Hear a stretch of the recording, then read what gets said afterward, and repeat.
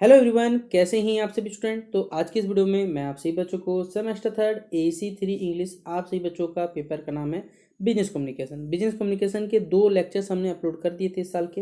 ये तीसरा लेक्चर है हमारा, जहां पर आप सभी बच्चों को नॉन वर्बल कम्युनिकेशन पढ़ाने वाले हैं। और कह सकते हैं एक और क्वेश्चन था जिसको कहते हैं एनुअल रिपोर्ट किसी कंपनी का। ये सवाल पेपर में, ये जो नॉन वर्बल कम्युनिकेशन, ये 15 मार्क्स में पूछा जाएगा।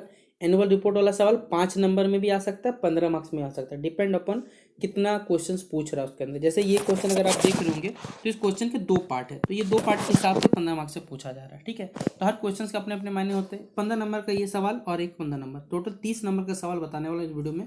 शेयर करिएगा दोस्तों को, वीडियो पसंद आए लाइक शेयर कर सकते हैं। चैनल पर न्यू है सब्सक्राइब करें, बेल आइकन पर क्लिक करें, ताकि इसी प्रकार जब न्यू वीडियो आएगा सबसे पहले आपको अपडेट मिल जाएगा। तो चलिए, पहला सवाल, नॉन वर्बल कम्युनिकेशन क्या है। जब आप अपने आइडियाज़ को शेयर करते हो, ठीक है, लेकिन वर्ड्स का यूज नहीं करते हो, ठीक है, यानी आप शब्दों का इस्तेमाल नहीं करोगे, ठीक है, इस प्रोसेस को बोला जाता है non verbal communication. It encompasses a variety of actions.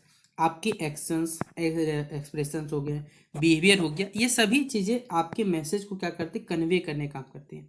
यानी ये हमारे कम्युनिकेशन का एक बहुत ज़्यादा एसेंशियल पार्ट है, जहाँ पर लोगों से जुड़ाव होना बहुत ज़्यादा जरूरी है। जैसे आप सही बच्चे एक्टर्स को देखते हैं, बहुत सारे ऐसे एक्टर्स हैं जो साइलेंट मूवी आपने कभी देखी होगी, तो वहाँ उनके कह सकते हैं उनके एक्टिंग के थ्रू, उनके एक्सप्रेशन के थ्रू, बिहेवियर के थ्रू आप सीन को जज करते हो। तो सेम कहानी हमारे पे एक ऐसा कम्युनिकेशन है जहां आपके एक्शन, एक्सप्रेशन, बिहेवियर के थ्रू लोगों तक आप अपने विचारों को रख सकते हैं। तो ये हमारे पास क्या होता है, non verbal communication. Verbal communication में तो आप वर्ड्स का इस्तेमाल करते हो, चाहे वो लिख के करो या बोल के करो, वो आपके इच्छा। लेकिन नॉन वर्बल कम्युनिकेशन में आपके इमोशंस, आपके जो कह सकते हैं आपके चेहरे का एक्सप्रेशन, ये सभी चीज़ें यहाँ पर शामिल होती है हमारे पास है। तो इसके जो कह सकते हैं डिफरेंट, ये तो होता है पहले नॉन वर्बल कम्युनिकेशन, लेकिन इसके जो डिफरेंट टाइप्स होते हैं, चलिए आइए जानते हैं क्या होता है। पहला है फेशियल एक्सप्रेशन, यानी आपके चेहरे का एक्सप्रेशन, क्योंकि आपका चेहरा बहुत कुछ बयां करता है। आप खुश हो, दुख हो, गुस्से में हो, आपको कोई सरप्राइज मिला है, किसी चीज़ का डर है, ये सभी चीज़ें आपके फेशियल एक्सप्रेशन के थ्रू हम लोग जज कर सकते हैं। जैसे आप सही बच्चे क्या कर सकते हो, अगर आपके सामने देख रहे हो तो ठीक है, नहीं देख रहे हो तो भी आप क्या कर सकते हो, उनके बातों के टोन से भी आप जज कर सकते हो कि हाँ उनका मूड कैसा रहता है यहाँ पर। तो इसलिए ये फेशियल एक्सप्रेशन बहुत ही ज़्यादा जरूरी है हमारे पास नॉन वर्बल कम्युनिकेशन का।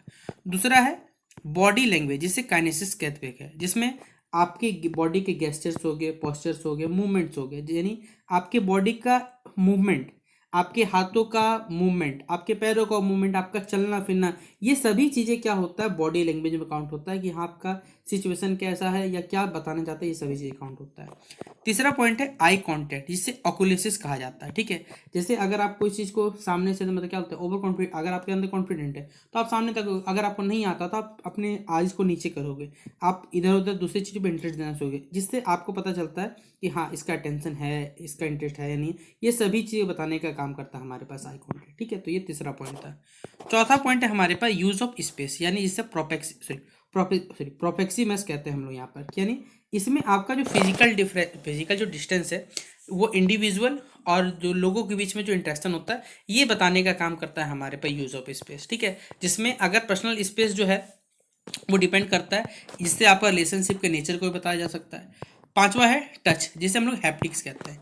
तो टच के थ्रू भी कम्युनिकेशन में आपके इमोशंस, ये सब चीज़ रिफ्लेक्ट करता है, आपका सिंपैथी, इफेक्शन, एग्रेशन, ये सभी चीज़ों को बताने का काम करता है हमारे पास टच। क्योंकि टच से ही, जैसे आपने बचपन में पढ़ा होगा, गुड टच बैड टच, तो इससे आप लोगों के व्यवहार को क्या करते हो, जज करते हो, उनके कल्चरल कॉन्टेक्स्ट को जज करते हो, उन लोगों के प्रति उनका रिलेशन क्या होता है, ये सभी चीज़ों का आप यहाँ पर लगभग पता कर सकते हो। ठीक है, अगला हमारे पास है वोकल कैरेक्टरिस्टिक्स, ठीक है, जिसे पैरालिंग्विस्टिक कहते हैं, जिसमें आपका टोन हो गया, आपके बोलचाल का पिच हो गया, वॉल्यूम हो गया, आपकी स्पीकिंग के स्पीड्स हो गए, ये सभी चीज़ें में शामिल होती है।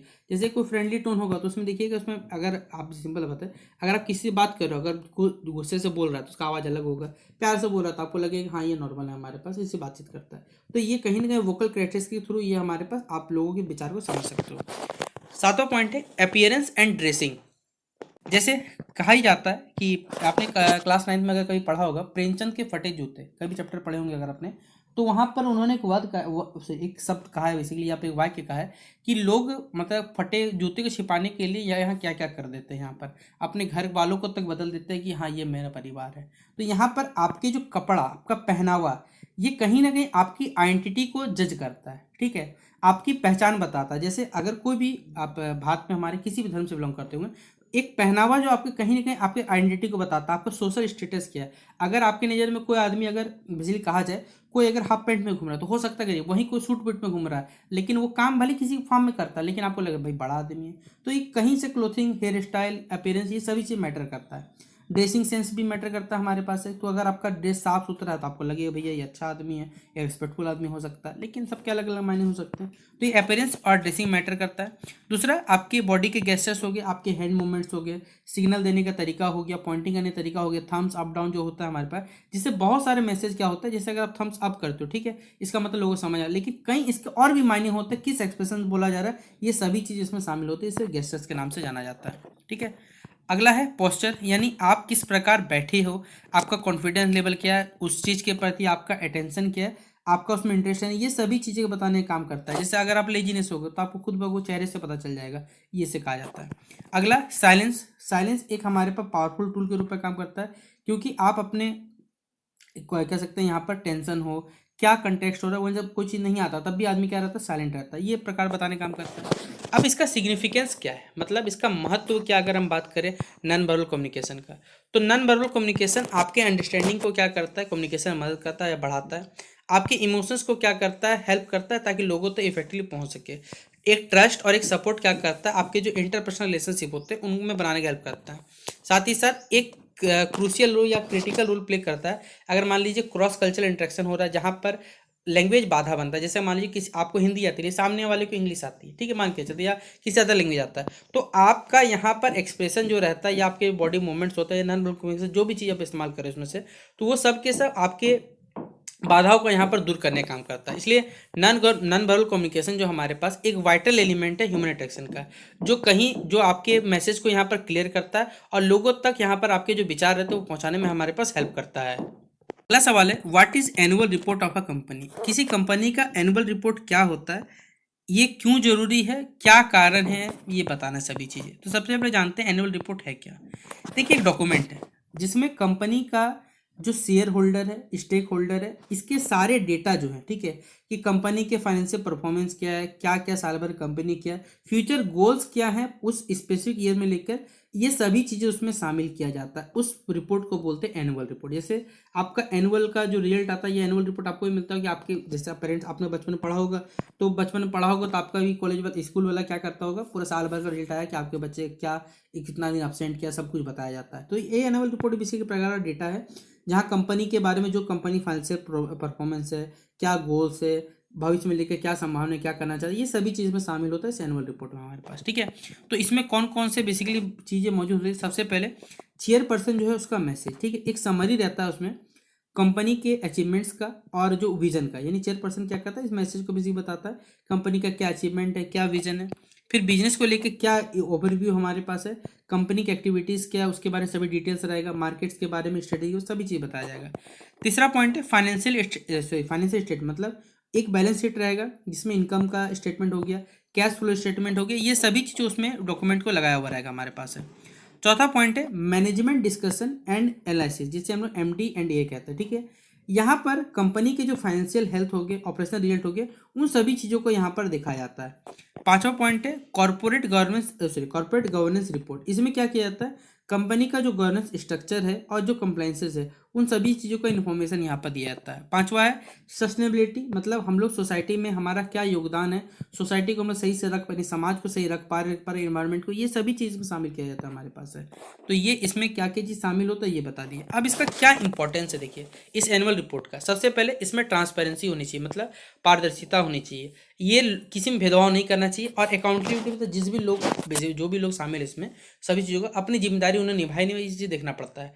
तो एक एनुअल रिपोर्ट बेसिकली आपको ट्रांसपेरेंट व्यू करता है कि कंपनी का परफॉर्मेंस क्या है, साथ ही साथ वो आपको ये बताने का काम करता है कि कंपनी में क्या चल रहा है क्या नहीं चल रहा है। ये आपके it ensure that the management remains, इसमें जो मैनेजमेंट है वो जिम्मेदार है या नहीं, जिम्मेदार है या नहीं जिम्मेदार स्टेक होल्डर और जो शेयर होल्डर्स के प्रति, ये बताने का काम करता है। दूसरा है फाइनेंशियल इंसाइट, मतलब शेयर होल्डर और जो आपके पोटेंशियल इन्वेस्टर है उनको बेसिकली गेन दिख रहा है नहीं दिख रहा, कंपनी प्रॉफिट में है या नहीं, रेवेन्यू क्या, एक्सपेंस क्या, फाइनेंशियल स्टेबिलिटी क्या, ये सभी चीज़ें यहाँ पर बताने का काम करता है। प्लस स्ट्रेटेजिक डायरेक्शन मिलता है, इस रिपोर्ट से कंपनी का विजन क्या है, मिशन क्या, स्ट्रेटेजी प्लान क्या हो सकते हैं फ्यूचर के प्रति, ये सभी चीज़ें यहाँ पर स्ट्रेटेजिक डायरेक्शन में बताया जाता है। चौथा पॉइंट है इन्वेस्टर का कॉन्फिडेंस। देखिए अगर आप ये रिपोर्ट सही रहेगा, एक रिपोर्ट के सहारे बेसिकली कोई भी जो कंपनी रहेगा उसमें इन्वेस्टर आएंगे, सिंपल सा बात है कि इसका परफॉर्मेंस बेटर है, यहाँ इन्वेस्ट करना चाहिए कि नहीं करना चाहिए, जब ट्रांसपेरेंसी हो तभी ना बता सकता मैं, इसलिए इन्वेस्टर कॉन्फिडेंस रहता है इसमें। फिर है अगला है कंप्लायंस विद रेगुलेशन। देखिए कोई भी काम है, कंपनी कोई भी कंपनी कोई वर्क करता है बेसिकली उसके कुछ रूल्स एंड रेगुलेशन है, अगर वो रूल्स को रेगुलेशन को लेकर वर्क कर रहा है और लोगों के प्रति अच्छा काम कर रहा है, जहाँ पर लॉस क्रिएटिविटी बेसिकली क्रिएटिविटी का कम लॉस हो हमारे पास, ये सभी चीज़ देखना पड़ता है। डिसीजन मेकिंग, देखिए इसमें इन्वेस्टर है, लैंडर है, पार्टनर्स है, सभी के सभी रिपोर्ट्स को बेसिकली क्या करते हैं, इन्फॉर्म डिसीजन लेते हैं कि और कंपनी के लिए सही है या नहीं, से बताया जाता है। प्लस इंप्लॉय का जो इंगेजमेंट होता है हमारे पास, उसके बारे में बताया हुआ है कि इंप्लॉय क्या कर सकते हैं, can use the report, basically employee का इस रिपोर्ट को यूज़ कर सकते हैं कि कंपनी के अचीवमेंट्स क्या है, उनके रूल्स क्या रहे इस चीज़ सक्सेस के प्रति, ये सभी चीज़ बताया जाता है। अगला पॉइंट है हमारे पास पब्लिक इमेज। देखिए एक public basically publicly crafted annual report enhances the company. देखिए एक जो पब्लिक इमेज रहता है कंपनी का, ये भी क्या होता है, इससे बढ़ता है हमारे पास कि कंपनी ने अच्छा काम किया, सही बताया। It's show cases corporate social responsibility, ये बेसिकली हमारे पास शोकेस करता है कंपनी का क्या एफर्ट है, क्या गुडविल है कम्युनिटी में लेके, ये बताया जाता है। एक आपका एनुअल रिपोर्ट जो है एक वाइटल रोल प्ले करता है हमारे पास है किसी भी कंपनी के लिए, जहाँ पर उसका फाइनेंशियल हेल्थ परफॉर्मेंस क्या रहा, लोगों के प्रति ट्रस्ट है या नहीं है, आपके स्ट्रेटेजी डिसीजन क्या रहेंगे, कंपनी के स्टेक होल्डर्स आपका रिलेशन क्या है, ये सभी चीज़ें इस चीज़ में यहाँ पर बताए जाने का काम करता है एनुअल रिपोर्ट कंपनी का। तो ये था हमारा दूसरा क्वेश्चन आज के इस वीडियो का। तो दो सवाल हमने आपको आज के इस वीडियो में करवा दिए, जिससे आपसे बच्चों के 30 नंबर जो पेपर में पूछे जाएंगे वो कंप्लीट होते हैं। तो अगर अगर लगे आपको ये वीडियो आपके लिए हेल्पफुल है तो आप इस वीडियो को अपने दोस्तों को शेयर जो करिएगा। बाकी ये वीडियो कैसा लगा आपको कमेंट बॉक्स में जरूर मेंशन करिएगा। तो चलिए शेयर करें वीडियो को, प्ले सेक्शन में सारे सारे वीडियोस बने देख सकते हैं। तो मिलते हैं नेक्स्ट वीडियो पे, तब तक के लिए जय हिंद और जय भारत।